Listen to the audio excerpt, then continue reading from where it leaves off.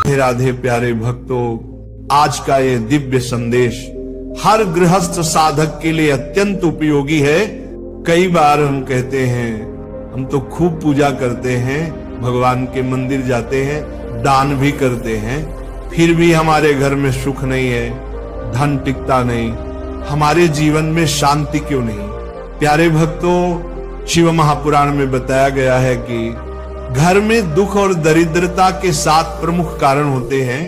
यदि इन्हें समझ लिया तो जीवन से आधे संकट वैसे ही समाप्त हो जाएंगे। ध्यान से सुनिए और चाहो तो लिख भी लो। पहला कारण, दूसरों की भक्ति में बाधा डालना। कई लोग सोचते हैं आज तो मैं भोलेनाथ के मंदिर जाऊंगा, खूब सारा जल चढ़ाऊंगा, बेल पत्र अर्पित करूंगा, चंदन लगाऊंगा और भगवान को प्रसन्न करके लौटूंगा। लेकिन प्यारे भक्तों, अगर मंदिर में बैठे बैठे आप इतने भक्ति में डूब गए कि आपके कारण दूसरे भक्तों को दर्शन ना मिल सके, तो ये भक्त और भगवान के बीच बाधा कहलाती है। शास्त्र कहते हैं, जो भक्त और भगवान के मिलन में अवरोध बनता है वह पुण्य नहीं, पाप अर्जित करता है। आपने सोचा मैंने 2 घंटे पूजा की, मैंने 1000 लोटा जल चढ़ाया, परंतु आपने अनजाने में किसी और भक्त को रोक दिया, तो वह पाप आपके पुण्य को निगल जाएगा। इसलिए भक्ति के साथ साथ विवेक भी आवश्यक है। दूसरा कारण, भक्ति के बाद अहंकार। कई साधक पूजा के बाद सोचते हैं, वाह आज तो मैंने 1 घंटा माला जपी, मैं बड़ा भक्त हूं, बड़ा साधक हूं। प्यारे सज्जनों, भक्ति में अहंकार सबसे बड़ा विषय है। शिव महापुराण कहता है, अपने द्वारा किए हुए भजन को भी भगवान के चरणों में अर्पित करो।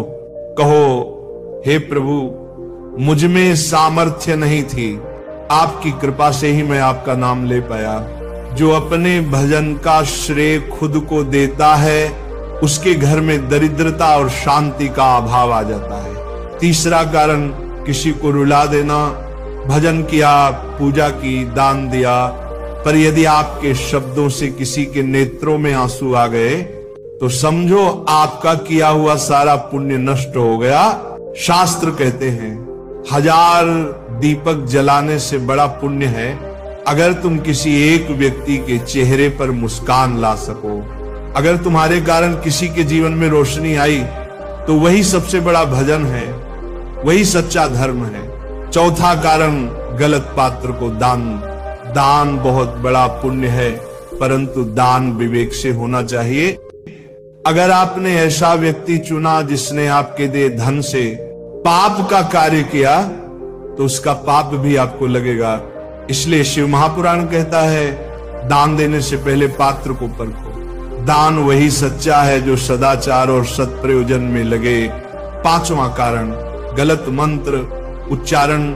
आजकल कई लोग पाठ करते हैं दुर्गा सप्तशती, रुद्राभिषेक, सुंदरकांड, परंतु प्यारे भक्तों, यदि मंत्र का उच्चारण गलत हो जाए तो उसका अर्थ भी उल्टा हो जाता है। शिव महापुराण में कथा आती है, एक व्यक्ति रोज नवरात्रि में पाठ कराता था, पर उसका पंडित मंत्र में भय का हरण बोलने के स्थान पर भार्या का भक्षण बोलता था।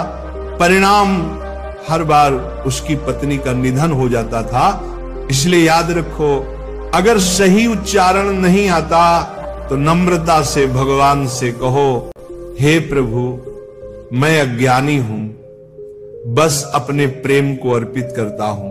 6वां कारण, माता पिता का अपमान। साधकजनों, जिस घर में माता पिता का सम्मान नहीं होता वहां लक्ष्मी कभी नहीं टिकती। शिव महापुराण में लिखा है, मां पिता का आशीर्वाद ही लक्ष्मी का प्रवेश द्वार है।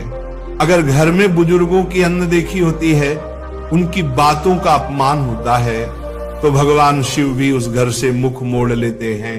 7वां कारण, दूषित अशुद्ध धन। प्यारे भक्तों, अगर किसी ने गलत मार्ग से धन कमाया, किसी को धोखा देकर, छल से या अधर्म से, तो वह दूषित धन है।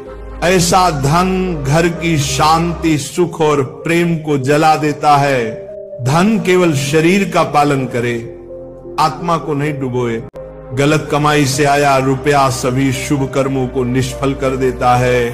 भक्तों, इन 7 कारणों को अपने जीवन से दूर कर दो तो तुम्हारे घर में सुख, शांति और लक्ष्मी तीनों का स्थायी निवास होगा। भगवान शिव कृपा करेंगे और तुम्हारा हर कार्य मंगलमय होगा। केवल याद रखो, भक्ति का अर्थ केवल पूजा नहीं, भक्ति का अर्थ है विनम्रता, प्रेम और संवेदना। प्यार से बोलो हर हर महादेव।